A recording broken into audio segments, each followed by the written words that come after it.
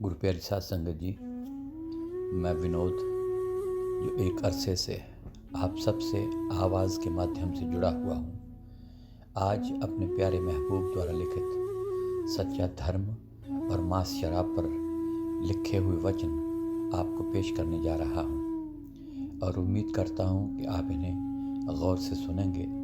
तो पेश है वचन सच्चा धर्म और मांस शराब, और आज कल से आगे। आज पूज्य मनीष साहब जी अपनी ज़बान मुबारक से कबीर साहब जी का हवाला देकर समझाते हैं कि हिंदू व मुसलमान दोनों की कार्रवाई हमने देखी है। दोनों ही जीव के रस के लिए मालिक से मिलने का रास्ता छोड़कर उल्टे रास्ते पर पड़े हुए हैं और समझाने पर भी नहीं समझते। आगे फरमाते हैं कि हिंदू तीर्थ व्रत आदि करते हुए जानवरों को मार कर खाते हैं और उनका स्वाद लेते हैं, तो वो कैसे स्वर्ग में जा सकते हैं। और मुसलमान दिन को रोज़ा रखकर, बांग देकर, नमाज पढ़कर शाम को मुर्गी मारते हैं और उसका रस लेते हैं, और वे बहिश्त यानी कि स्वर्ग में पहुंचने की उम्मीद कैसे कर सकते हैं। मुसलमान छुरी लेकर जानवरों को हलाल करके मारते हैं और हिंदू तलवार के झटके से। ये दोनों ही गुनाह है, दोनों के घर में आग लगी हुई है, दोनों ही अपने लिए नरकों में जाने का सामान बना रहे हैं। ऐसे दीनहीन मनुष्यों को राम या खुदा कैसे मिल सकता है। इससे आगे पूज्य मनीष साहब जी कबीर साहब जी की वाणी का हवाला देकर फरमाते हैं कि संतों राह दोनों हम डीठा, हिंदू तुर्क हटा नहीं माने स्वाद सवन को मीठा। हिंदू व्रत एकादशी साधे, दूध धारा सेती, अन्न को त्यागे मन को न हटके, पारण करे सगोती। तुर्क रोज़ा नमाज गुजारे, बिस्मिल बांग पुकारे, इनको बहिश्त कहाँ ते होवे जो सांझे मुर्गी मारे। हिंदू की दया मेहर तुर्कन की दोनों घट से त्यागी, ये हलाल वे झटका मारे, आग दोनों घर लागी। हिंदू तुर्क की राह एक है, सतगुरु सोई लखाई, कहें कबीर सुनो हो संतो, राम न कहो खुदाई। इससे आगे पलटू साहब जी की वाणी का हवाला देते हुए फरमाते हैं कि मुसलमान के जिब्हा हिंदू के मारें झटका, खाएं दोनों मुर्दार, फिरत हैं दोनों भटका। वे पूरब को जाहें पश्चिम वे ताकते, अरे हाँ पलटू मस्जिद देवल जाए दो सिर मारते। पलटू साहब इस्लाम धर्म की असलियत को प्रकट करते हुए फरमाते हैं कि ए मौलवी, हदीस की आयत में नबी ने फरमाया है कि कुल मांस जानदार के शरीर से आता है।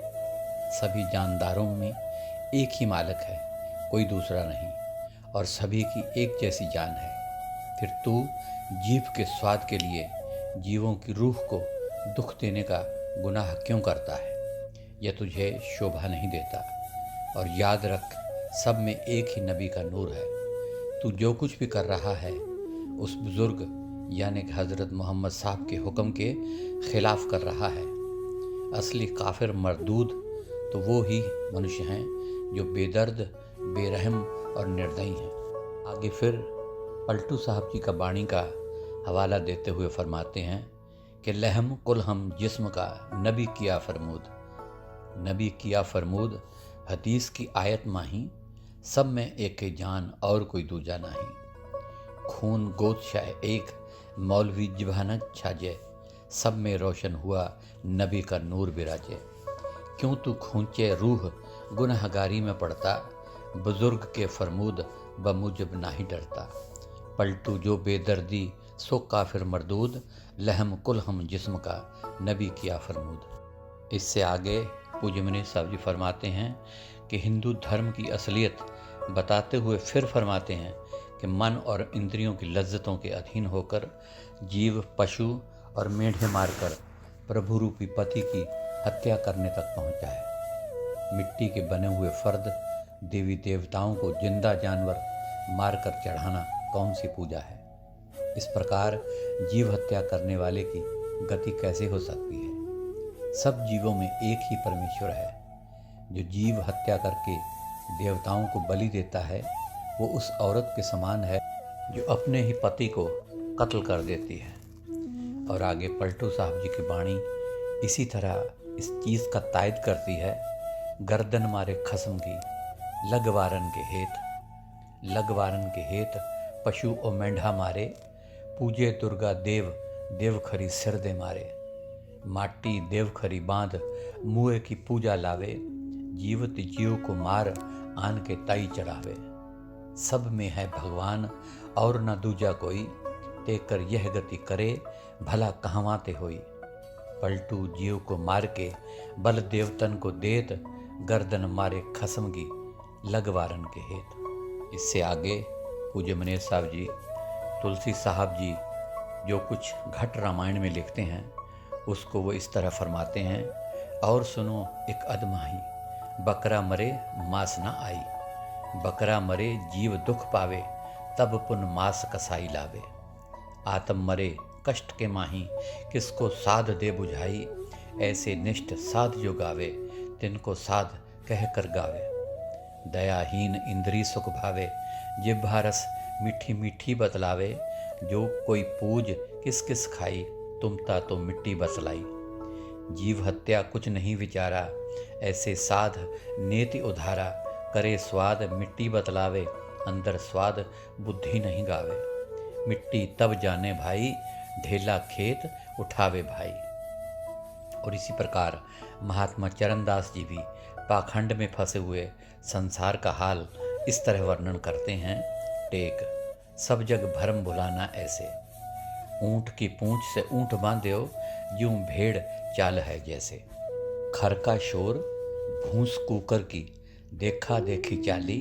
तैसे कलुआ जाहिर भैरों, सेड़ मसाणी काली। गाम भूमियाँ हित कर धावे, जाए बटोरी दोरे। सदो सरवर इष्ट धरत है, लोग लगाई बोरे। राख भवन सवान गंधर्व को, उनको लावे जिमावे। ठेठ चमारन को सिर नावे, ऊंची जात कहावे। दूध पूत पाथर से मांगे, जाके मुख नहीं नासा। लपसी पपड़ी ढेर करत है, वह नहीं खावे मासा। वाके आगे बकरा मारे, ताही न हत्या जाने। ले लहू माथे सुलावे, ऐसे मूड अयाने। कहें कि हमरे बालक जीवें, बड़ी आयु बल दीजे। उनके आगे विनती करते, असुवन हृदय भीजे। भोएं भटक के पगलावें, साधु संत की निंदा। चेतन को तज पाहन पूजे, ऐसा ये जग अंधा। सत संगत की ओर न झांके, भक्ति करत सकुचावें। चरणदास सुखदेव कहे थे, क्यों न नरके जावें। पूज्य मनेर साहब जी आगे अपनी ज़बान मुबारक से फरमाते हैं कि जीव हत्यारा सीधा नरकों को जाता है और कभी भी बख्शा नहीं जाता। जीव हत्या करने वाले मनुष्य से न तो मालिक खुश होता है और न ही कोई देवी देवता, और न ही उसको स्वर्ग मिलता है। वह तो सीधा नरकों को जाता है और कभी भी बख्शा नहीं जाता। मुसलमानों की किताबों में आया है कि दाइम उल मुस्तम अर्थात आदि नशेबाज और ज़बा उल बकर यानी कि जानवरों को, खास करके गाय को मारने वाले को मालिक कभी न बख्शता। इसी तरह हाफिज साहब फरमाते हैं कि शराब पीने व कुरान शरीफ जैसी आसमानी किताबों को जलाने व काबे जैसी पवित्र जगह को आग लगा देने से कोई बड़े से बड़े गुनाह करने वाले को हो सकता है कि मालिक बख्श दे, लेकिन यदि कोई किसी का दिल दुखाता है तो उसको मालिक कभी नहीं बख्शता। जब हमारे बुजुर्ग फरमाते हैं कि किसी का दिल दुखाना भी बख्शा नहीं जाता, तो किसी का कत्ल करना कैसे बख्शा जा सकता है। दादू साहब इसी पर रोशनी डालते हैं कि दादू काहे जीव को करे कोई आत्मघात। साच कहूँ शंशा नहीं, सो प्राणी दोज़ख जात। फिर आगे पलटू साहब इसी तरह फरमाते हैं कि रहते रोज़ा नित सांझ को मुर्गी मारे। आठों वक्त नमाज गुजारे, गाय को कोहे निहारे। सब में रहे खुदाए, गले में छुरी देता। अरे यहाँ पलटू चाहे भेजत खून गर्दन पर लेता। और इस बात की तायीद कबीर साहब जी भी करते हैं कि दिन को रोज़ा रहत है, रात बधत है गाय। एह खून वो बंदगी क्यों खुश होए खुदाए। मक्के की साखी में गुरु नानक साहब जी भी फरमाते हैं कि जालिम करते जुल्म सर करन गरेबां जोर, वो पैसन दोसख हाविए जो लहे सजाई चोर। मुसलमानी तरीके से बनाए हुआ गोश्त यानी कि मांस हिंदू रीतियों के उलट है। झटका व हलाल दो अलग अलग तरीके हैं और रीतियां हैं। इन रीतियों का असर मांस के स्वाद और मांस की अच्छाई या बुराई या उसके जायज़ तरीके या उचित रीति से होने पर नहीं पड़ता। हर हालत में ये दोनों बड़े गुनाह हैं। ऐसा गुनाह करने वाला जरूर सज़ा पाएगा, चाहे वो अपनी शरा या रीति के ठीक से कितना भी घमंड करे। गुरु नानक साहब जी फरमाते हैं, जिद्दो जिद्दी आप विच हिंदू तुर्क लड़ाई, इना मारिया सूरनू उना मारी गाए। दोहां कीती हत्या मुए न जीवे फेर, दरगाह सच्चे रब दी दोई लैन सजाए टेर। महात्मा गरीबदास जी भी इसी तरह फरमाते हैं कि दोनों दीन मुक्त को चाहें, खाएं गऊ और सूर, दास गरीब उधार नहीं सौदा पूरम पूर। मांस मांस सब एक है, क्या मुर्गी क्या गाय, आंखों देख निहार के ते नर नर के जाए। जीवों की हत्या करके, चाहे वो झटके से हो या चाहे हलाल से हो, बहिश्त या स्वर्ग की आशा रखना ऐसे ही जैसे कोई मूर्ख इंसान बबूल के बीज बीज कर दाख बिजौरियों के फल की आस रखे या ऊन काट कर रेशम पहनने का ख्याल रखे। ये बात आदि ग्रंथ में भी दर्ज है। फरीदा लोड़े दाख बिजोरियाँ, किकर बीजे जट, हंडे उन कताईदा पैंदा लोड़े पट। मांस खाने, शराब पीने और नशेदार वस्तुओं का प्रयोग करने से मनुष्य के किए हुए पुण्य दान, कर्म धर्म, तीर्थव्रत, नियमाचार सब बेकार चले जाते हैं और वह ज़रूर नरकों का दुख भोगता है। कबीर साहब जी का वचन है, कबीर पांग माचली सुरापान, जो जो प्राणी खाहें, तीर्थ व्रत नेम किए तय सभे रसा तल जाएं। तिल भर मछली खाए कर कोटि को दे दान, काशी करवत ले मरे तो भी नरक निदान। मांस मछलियाँ खात है सुरापान स्यों हेत, सो नर नर के जाएंगे ज्यों मूली का खेत। दया धर्म का मूल है। दया धर्म की बुनियाद या जड़ है। यदि जड़ ही खत्म हो जाए तो वृक्ष कैसे ठहर सकता है? वह तो एक दिन गिरेगा ही। नींव के बिना मकान कैसे कायम रह सकता है? यदि दया ही खत्म हो गई तो धर्म भी खत्म हो गया। दुनिया के सभी धर्म व महापुरुष रहम यानी कि दया की शिक्षा देते हैं। गुरु नानक साहब जी फरमाते हैं कि धौल धर्म दया का पूत। बेरहम दयाहीन को कभी भी मालिक की हस्ती का एहसास नहीं हो सकता। कोई व्यक्ति उस समय तक मालिक के राह पर नहीं चल सकता जब तक उसके दिल में रहम या दया का मादा ना हो। इसलिए ही कबीर साहब फरमाते हैं कि दया दिल में रखिए, निर्दयी कभू न होए, साईं के सब जीव हैं कीड़ी कुंचर दोए। इसी तरह दादू साहब जी का फरमान है, क्या बकरी क्या गाय, क्या अपना जाया, सबका लहू एक है साहब फरमाया। काहे को दुख दीजिए, साईं है सब माही, दादू एक के आत्मा दूजा कोई नाही। ठीक इसी तरह गुरु नानक साहब जी फरमाते हैं कि जो दिसे सो तेरा रूप, सर्व जिया मह एक को रवै। प्रत्येक जीव में मालिक की ज्योति का प्रकाश है। इसलिए जीव हत्या करके अपना भोजन बनाना बहुत ही बड़ा गुनाह है, जो जीव को 84 के चक्कर में फंसाता है। इसी विषय पर कबीर साहब जी अपनी वाणी में फरमाते हैं कि हिंदू में दया नहीं, रहम तुर्क में नाही, कहे कबीर दोनों गए 184 माही। मुसलमान के कर्द है, हिंदू के तलवार, कहें कबीर दोनों चले मिलकर जम के द्वार। इस शब्द के आखिरी कड़ी में कबीर साहब जी फरमाते हैं कि मुल्ला तुझे करीम का कब आया फरमान, दया भाव हृदय नहीं ज़िबा करे हैवान। सभी का भला चाहो, क्या हिंदू क्या मुसलमान, क्या सिख क्या ईसाई, हम सभी रोज़ पढ़ते हैं या अल्लाह सबका भला हो। नानक नाम चढ़ती कला, तेरे भाणे सरबत का भला। परंतु ये बात पढ़ते हुए, इस बात का एहसास करते हुए, जीव मन व इंद्रियों के झांसे में आकर जब इसकी अमली तौर पर ज़रूरत होती है तो सब कुछ भूल जाता है।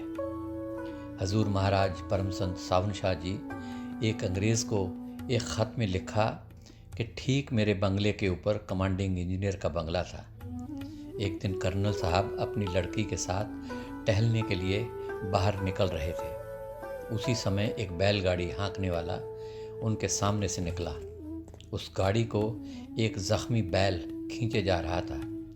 कर्नल और उसकी लड़की बैल की दयनीय दशा को देखकर बोले, क्यों इन लोगों ने इस ज़ख्मी बैल के ऊपर इतना बोझ लाद रखा है?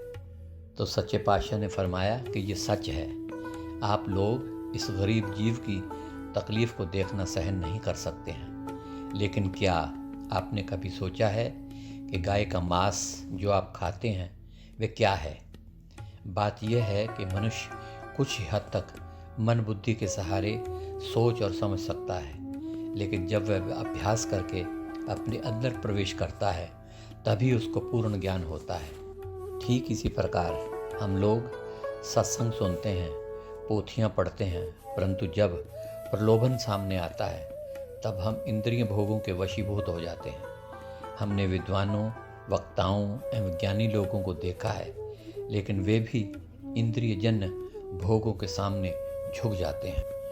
पूज्य मनीष साहब जी आगे अपनी ज़बान मुबारक से फरमाते हैं कि जिसको भी मालिक से मिलने की लगन है, जिसको सदा के आनंद व सुख की खोज है और जो कर्मों के बंधनों से मुक्ति पाना चाहता है, उसके लिए सबसे पहली सीढ़ी ये है कि वह मालिक के सब जीवों के अंदर हाजिर नाजिर जाने, सब जीवों को अपने जैसा समझे। जैसा व्यवहार वह अपने साथ चाहता है वैसा ही दूसरों के साथ करे।